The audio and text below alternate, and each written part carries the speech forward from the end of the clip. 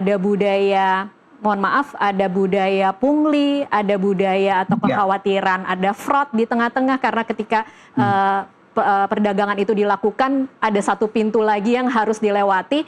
Ada tidak kekhawatiran dan menurut Anda sebenarnya seharusnya apa yang dilakukan pemerintah agar bisa memberi kepercayaan baik kepada pengusaha maupun kepada buyer bahwa tidak akan ada biaya tambahan di tengah-tengah? Ya, itu yang harus dibuktikan ya dalam pelaksanaannya ya. Kan saya nggak bisa bicara saat ini, tapi kan kita sudah memberikan warning ya kepada secara terbuka ya, bahwasannya kunci keberhasilan DSI ini kan bukan dalam konteks proses sentralisasi ya, tapi juga pada tata kelola yang profesional, transparan, dan memang berbasis kepada pasar dan juga kemampuan untuk membuka akses pasar global yang lebih luas bagi produk Indonesia. Itu juga sangat penting ya. Jadi DSI ini kan menjadi koordinator agregator gitu loh. Artinya tetap juga eksportir dia punya kesempatan juga untuk tetap membuka kesempatan untuk mencari buyer juga di luar gitu loh.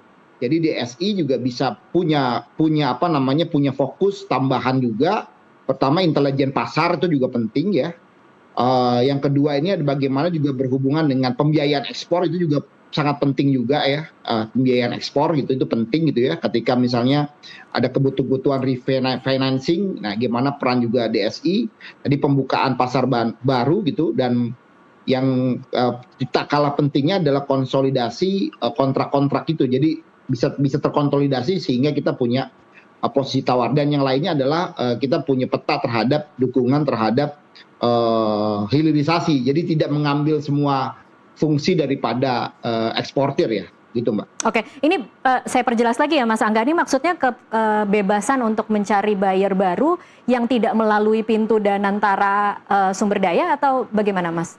Gini, jadi kan tetap kita kan melaporkan kan, istilahnya kan menjadi agregator, tapi kan kita pun juga punya peluang untuk bisa mencari market baru ya, tentunya kan dengan kebijakan teknis yang ada. Jadi kita nggak dalam konteks menerima semua ini kayak penjodohan itu ibaratnya semuanya diatur sama DSI kan begitu juga. Jadi tetap pihak swasta punya kebebasan dalam berkontrak juga, punya kebebasan, karena itu saya rasa itu juga menjadi menjadi suatu fleksibilitas juga dari DSI gitu loh. Artinya juga jangan terlalu kaku straight. Ini kan tadi kan butuh juga speed up juga ya gitu. Yang penting kan barang kita bisa terjual juga dengan baik, lalu juga dengan harga yang kompetitif juga kan. Pemerintah mendapatkan informasi yang clear sebenarnya berapa sih jumlah nilai daripada ekspor kita gitu. Nanti kan bisa kita evaluasi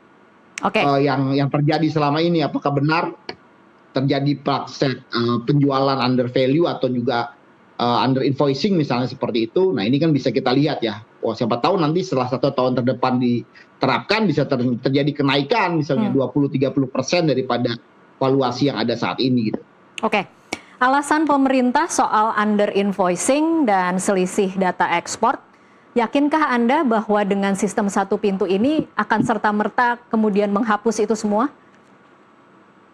Iya begini Mbak ya, sebenarnya kan ini kan baru asumsi yang dibangun ya. Nah sebenarnya kita juga menginginkan ya kalau memang ada informasi secara firm ya, jangan sampai semuanya dipikir ekspornya under invoicing semua kan.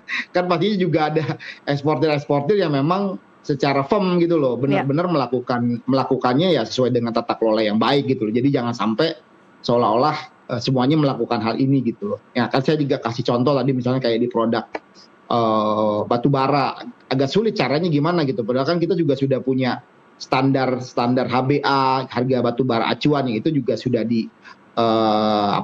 sudah diakui oleh government juga gitu loh. Nah, tadi yang mungkin yang bisa yang bisa juga terjadi yang tadi saya bilang itu mengenai misalnya HS code-nya ya, pengaturan HS code gitu ya.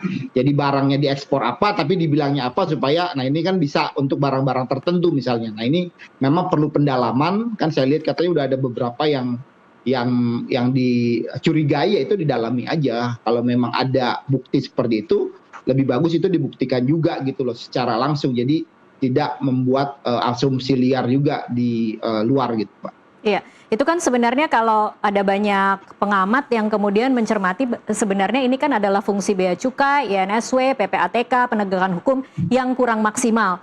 Nah, menurut Anda kalau ini kemudian DSI berjalan tetapi fungsi-fungsi ini tetap tidak maksimal, apakah bisa maksimal untuk menghasilkan tujuan yang diinginkan oleh pemerintah?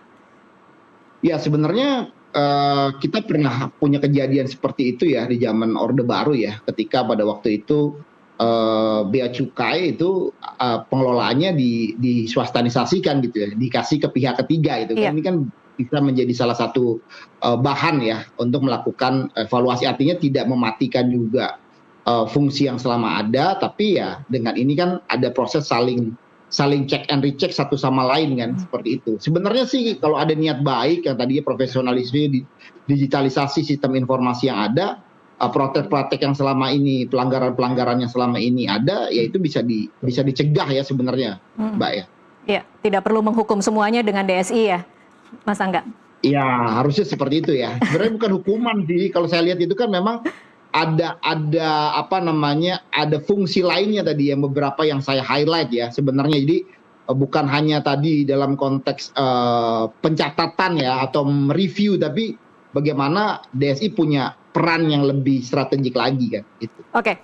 Ada lebih dari 800 konsesi tambang aktif, ini artinya DSI akan menangani kontrak sebesar itu dan kita tidak bisa membayangkan berapa nilai nominalnya dalam per tahunnya, Mas Angga.